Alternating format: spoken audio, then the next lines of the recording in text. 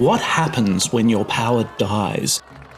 When all that is left of your legitimacy, your right to rule and be obeyed, is a puppet?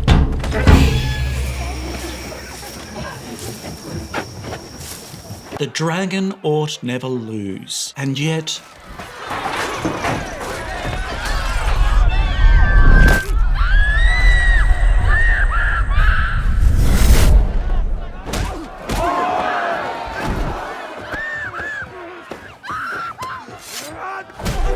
If you've been watching A Knight of the Seven Kingdoms, then you've just seen a prince of the ruling house of Westeros break a woman's fingers over a wooden puppet. And his justification is that this was treason, because the dragon is the royal sigil, and to portray the dragon as losing is to attack the crown itself. But there are no real dragons in this story. The last one died about half a century ago.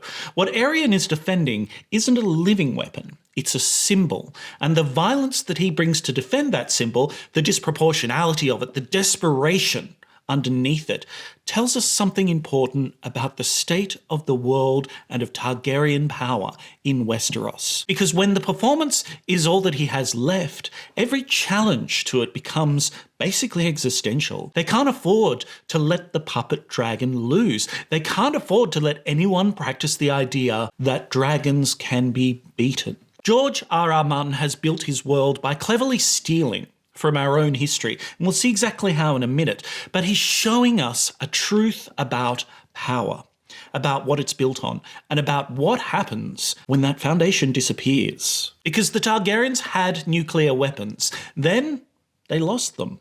And A Knight of the Seven Kingdoms is the story of what that looks like from the inside, before all of the collapse, while the performance is still trying to run, but the bill is still accumulating. So what happens when you lose your nukes? Let's find out in the latest episode of Philosophical TV Club.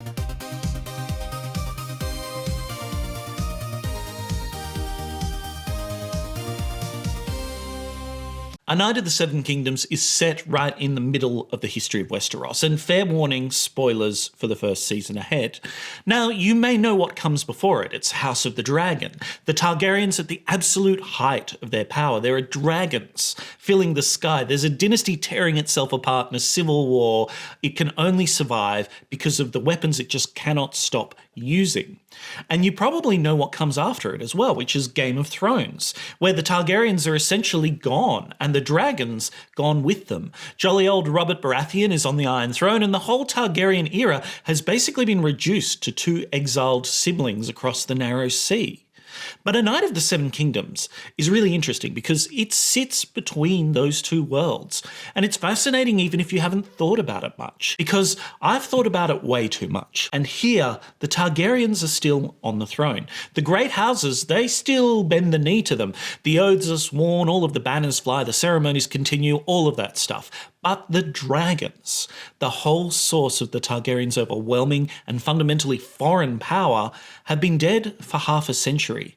And the show, if you watch it this way, is a portrait of what it looks like when a political order has lost its foundation, the foundation that it was built upon and hasn't quite admitted that is gone yet. It's kind of like Wile E. Coyote running off the edge of that cliff just before he looks down.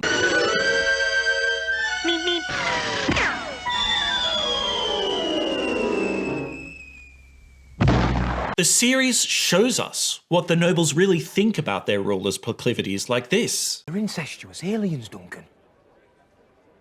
Blood magicers and tyrants who've burned our lands, enslaved our people, dragged us into their wars without a mote of respect for our history or our customs. Every pale-haired brat they saddled on us has been madder than the last. Gods know how. The only honourable thing a Targaryen can do for this realm is finish on his wife's tits. And even the small folk are getting in on the action. They are openly cheering the opposing side during the trial of the Seven, cheering for a hedge knight who is defying Targaryen power.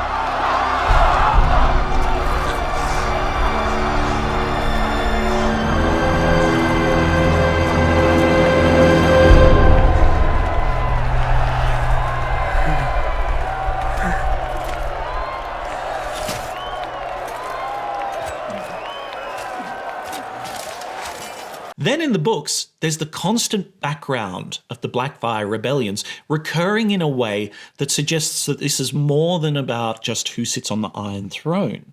All of these cracks are visible in the books and the series. The structure of Targaryen power is still standing, but the stress is showing. So I want to talk about why. About what Targaryen power was actually built on, what's replaced it, and what happens when even the replacements start to fail. But first, we need to ask a very important question. What actually are dragons?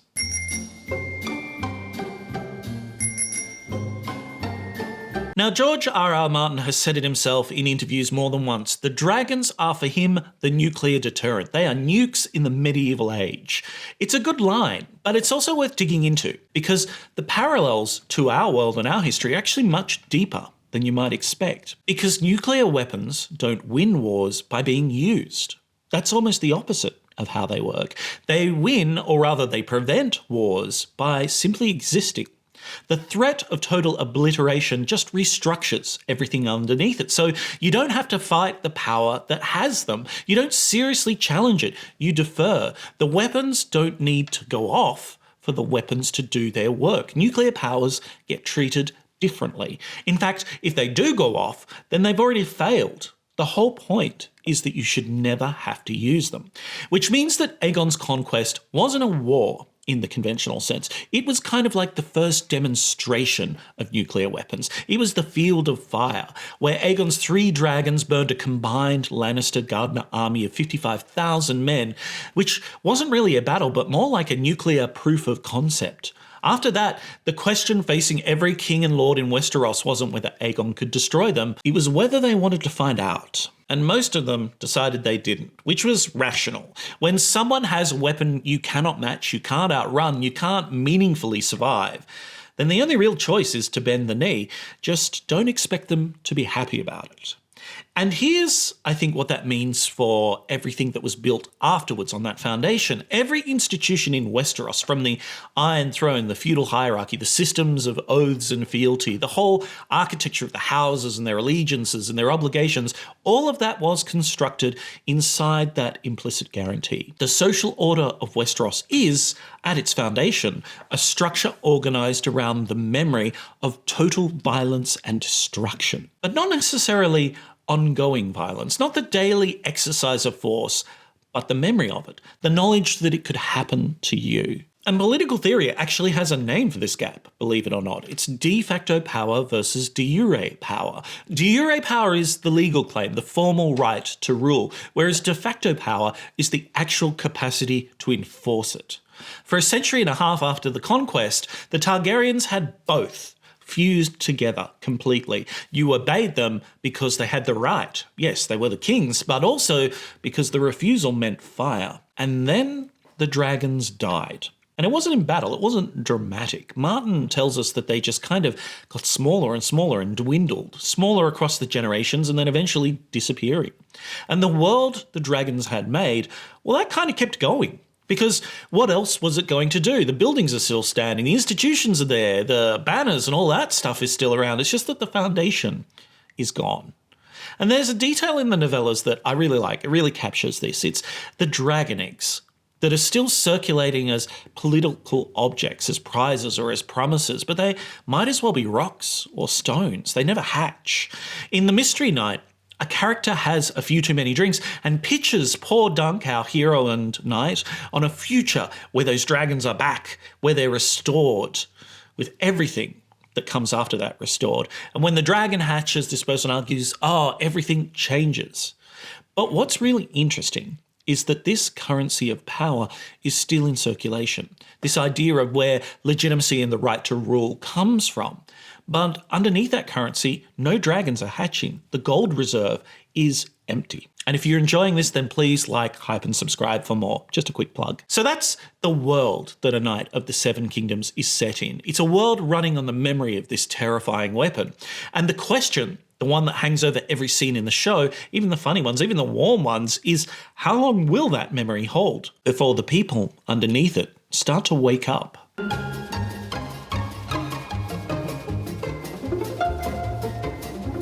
So the foundation is gone, and yes, people are starting to wake up. But what happens then? What happens when the nukes have really disappeared? Max Weber, a German sociologist and philosopher in the early 20th century and one of the foundational thinkers in political theory, spent a lot of time on exactly this question. But dead German philosophers can be a little dull, I'll admit it. So let's hear the riddle from our own political philosopher of Westeros, Varys, instead. Power is a curious thing, my lord. Are you fond of riddles? Why? Am I about to hear one? 3 great men sit in a room, a king, a priest, and a rich man. Between them stands a common sellsword. Each great man bids the sellsword kill the other 2. Who lives, who dies? Depends on the sellsword. Does it? He has neither crown nor gold, nor favor with the gods. He has a sword, the power of life and death. But if it's swordsmen who rule, why do we pretend kings hold all the power? When Ned Stark lost his head, who was truly responsible? Joffrey, the executioner, or something else? I've decided I don't like riddles. Power resides where men believe it resides. It's a trick, a shadow on the wall. Because Varys and Weber are asking the very same thing. What makes people obey? What makes authority feel legitimate rather than just coercive? And Weber identified 3 basic types. He called them traditional authority. You know, this is where you obey because this is how things have always been. The king is the king because his father was the king. And then there's charismatic authority. You obey because of the person, some quality or force or vision that makes you want to follow them. And then there's legal rational authority. You obey not the person, but the system, the laws, the institutions. It doesn't matter who sits on the Iron Throne. What matters is that the crown is legitimate and that the process was followed. The Targaryens nominally in the Night of the Seven Kingdoms have all 3, right? They've inherited the claim. They have the ceremonies, the small council and the king's laws. But underneath all of that, for 2 centuries, something that Weber doesn't quite have a category for has been working. Understandably, because in our world, this kind of power didn't exist until 1945. Varys is actually a little ahead of us here. It's something more primitive than tradition, and it's more reliable than charisma, and it's also, horribly more enforceable than law. And that is the capacity for total destruction, to burn it all down.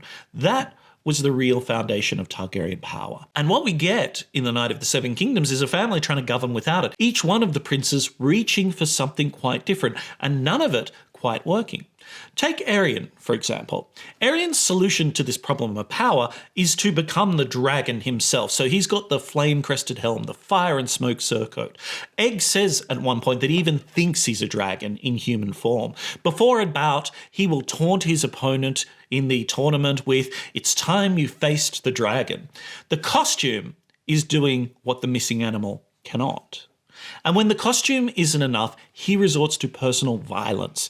The puppet show, we kind of find out, isn't an isolated incident. During the tournament, Egg and the audience suspect Aerion of deliberately striking a horse rather than its rider. A kind of cruelty framed as an accident, a chivalric no-no, if you will. What's underneath all of this, I think, is clear to anyone who's ever met a bully. It's insecurity performed as menace. But what I think is that it's not just personal insecurity, it's also a political insecurity based on a lack of power. In Weber's terms, Aerion is attempting charismatic authority without the charisma. What's left when you strip the charisma from charismatic authority is basically just coercion, the threat, the willingness to make people afraid. And it might work on the people who are afraid of him, but as we see with Dunk, it has no purchase on anyone who isn't. And it has no transferability either, which is important for a political system. Aerion's power lasts exactly as long as Aerion does. Now let's look at Baelor Breakspear as a contrast. He's the opposite answer to the same problem. Baelor's authority is kind of a moral authority. He's a very patient and serious character in a way that Aerion isn't. And he actually seems to care about the people that he's in charge of. His power comes from the sense that he is the kind of person who should be in charge, not because of the dragons, not because of the menace, but because of who he is and what he does with power when he has it. He's making the argument that being good at this is what earns the right to do it. And let's be honest, as the audience, it kind of works on us. I wouldn't mind voting for Baelor Breakspear. Where Aerion generates compliance through fear, Baelor generates something closer to actual legitimacy. The feeling that this authority is right and not just enforced. The problem is, again, that it is entirely personal, that it can't be institutionalized and it can't be inherited. The moment Baelor is gone, it's gone with him, as, spoiler alert, we kind of see. Baelor's virtue is real, but virtue is not a governance structure or a power base. And then there's the king we mostly hear about rather than see. This is Aerys I at the time of the Sworn Sword, for example. He's mostly to be found in his library. He has no children. He's governing largely in absentia. Characters sneer openly at him, particularly in the Mystery Knight. One says, quote, "What do the Targaryens do? King Aerys hides amongst his book." Another claims that, quote, "Bloodraven put King Aerys on the Iron Throne, but for how long?" Now that second question is the telling one. Not does Aerys have the right to rule? Everyone still kind of concedes that, but for how long? The claim is intact, but the legitimacy is starting to sound conditional. Now, this is traditional authority, according to Weber, in its most hollow form. Weber would recognise that traditional authority can survive bad kings, it can survive absent kings, it can survive terrible kings for quite a long time, really, because the whole point is that it doesn't depend on who the individual is. But it can't survive forever on ceremony and the other stuff alone when there's an underlying sense that it deserves to be obeyed and that is quietly leaching away. Now, none of these three, menace or virtue or inertia, is what the dragons were. None produces that self-enforcing quality of submission that made the system in Westeros stable for nearly 2 centuries. Without them, the system was never designed to run on what was left after you took all of that away. But we know this. It won't survive. Not forever. Not even for very long.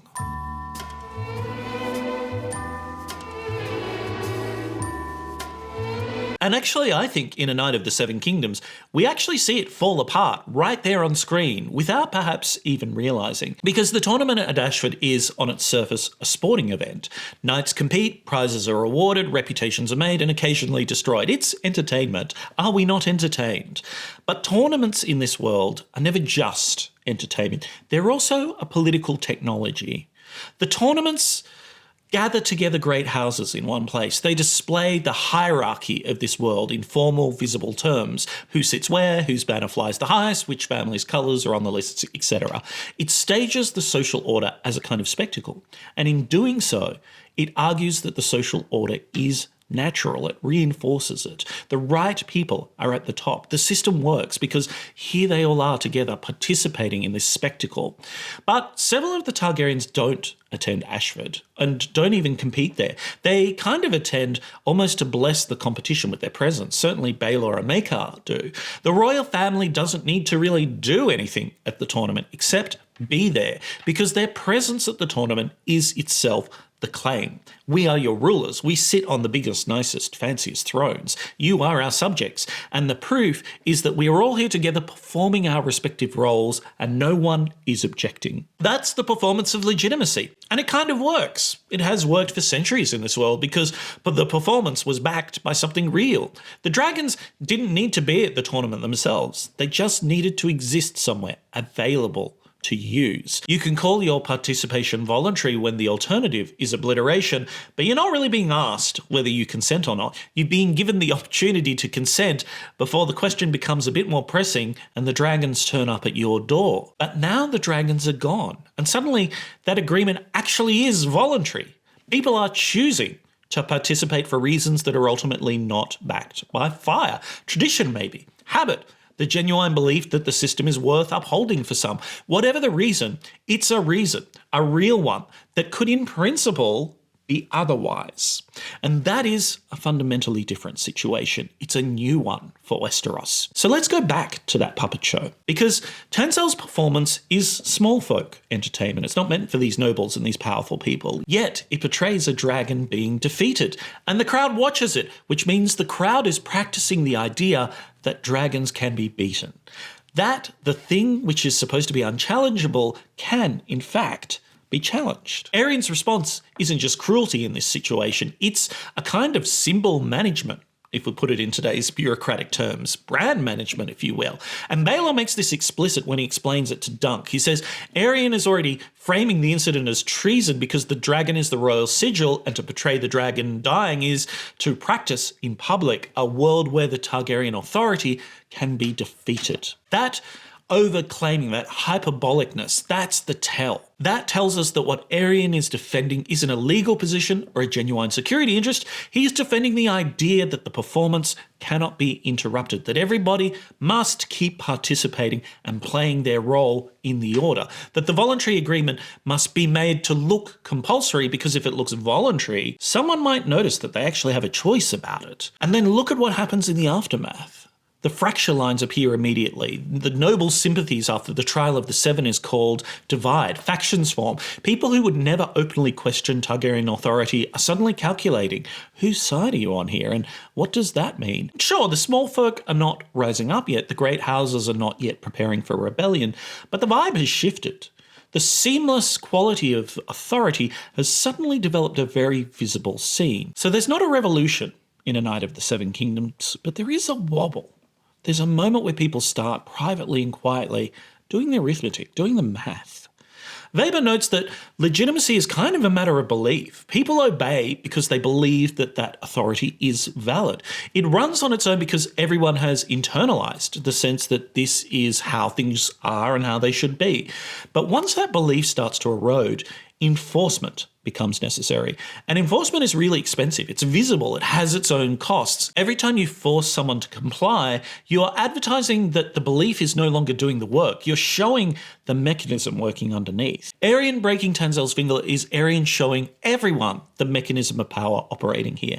The audience now knows something that they can't unknow, that the Targaryen response to a symbolic challenge is a broken finger and a ruined puppet show. We know in Game of Thrones, or at least the information we learn in leading up to them, that it's going to get much worse. But the symbol is so fragile that it requires a kind of forcible defense. That the dragon, in other words, is now just a puppet.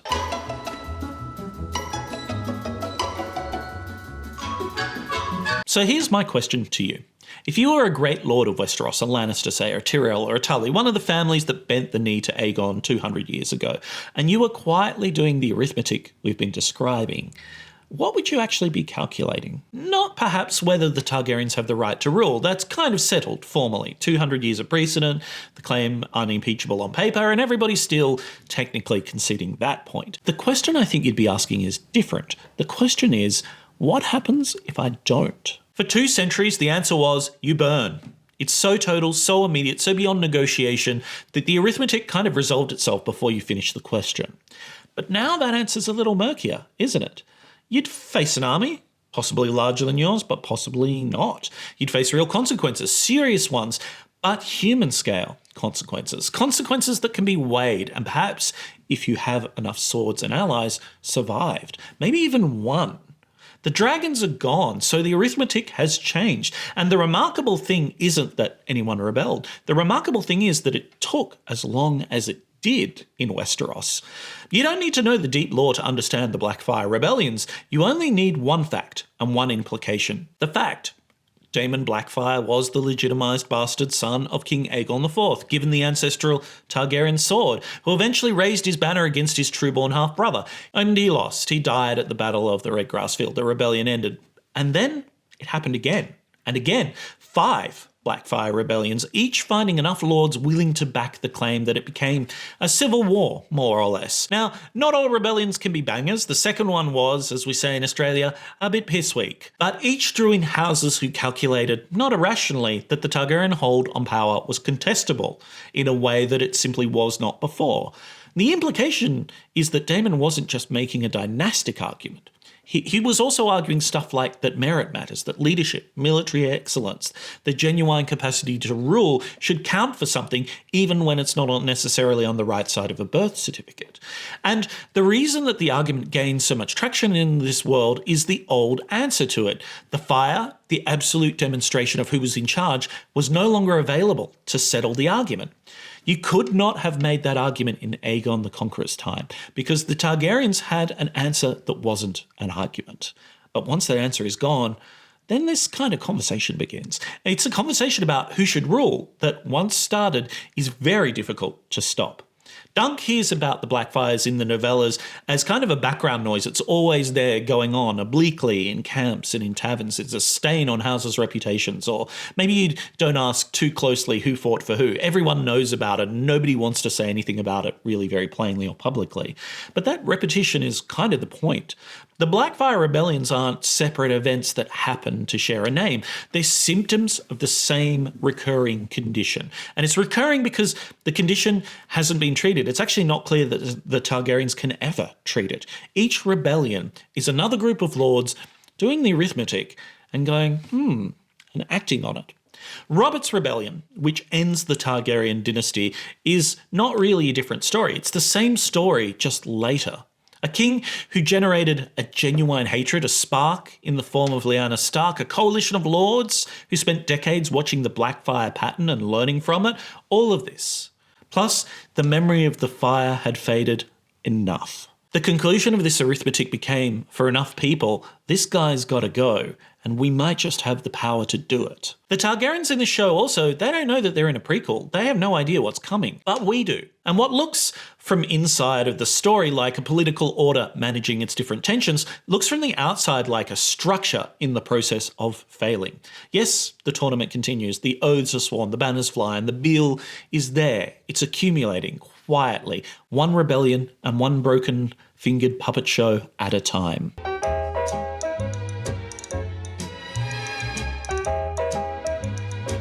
Now, at this point, you're probably saying, Drew, this is a fictional world, and where does the philosophy come in, and what does this mean to us? So here's where I think the political philosophy comes in and adds something interesting both to the books and to how we think about legitimacy in our own world. I think, for example, about Hobbes, Thomas Hobbes, who lived in the 17th century and was not a very cheerful man. He believed that political authority ultimately rested on one thing. And it's not stuff like tradition or virtue or divine right, but protection. He thought that the sovereign governs because the sovereign can protect us from something worse, from the violence and the chaos and the short, brutish life that comes without a functioning political order. And Hobbes was honest about what that means for the governed. He wrote, quote, "The obligation of the subject lasts as long as the power to protect them.